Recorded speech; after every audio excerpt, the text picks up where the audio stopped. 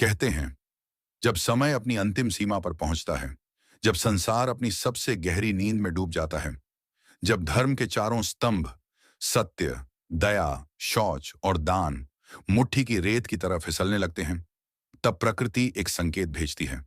संकेत कि कुछ बहुत बड़ा होने वाला है, कुछ ऐसा जो युगों की दिशा बदल देगा। यही संकेत कलयुग के अंत की शुरुआत है। समय बीतते बीतते मानव का हृदय कठोर हो गया। लोभ, क्रोध, छल और हिंसा अब गुप्त नहीं रहे। ये सब खुले रूप में मनुष्य का सहारा बन गए।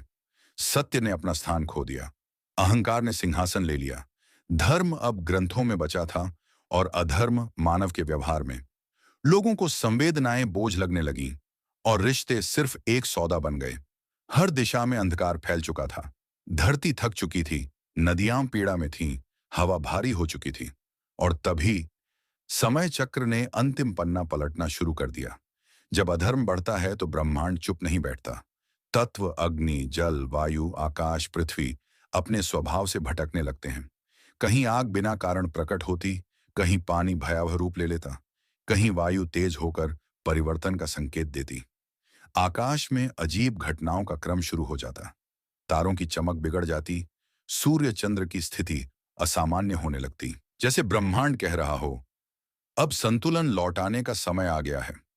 कलयुग का सबसे बड़ा छल यह है कि मनुष्य को लगता है कि वही सर्वशक्तिमान है, लेकिन इतिहास गवाह है, युगों की दिशा मानव नहीं तय करता, समय तय करता है।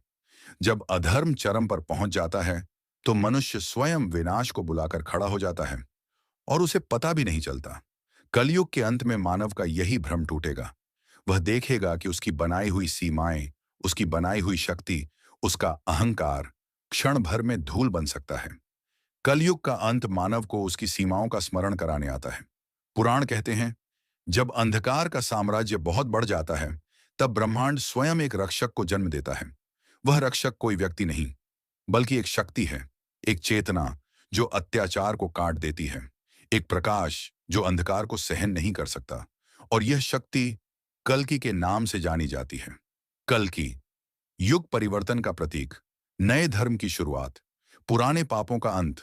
वह अराजकता को शांत करता है, समय को पुनः सेट करता है और संसार को फिर से सत्य और शांति के मार्ग पर लाता है।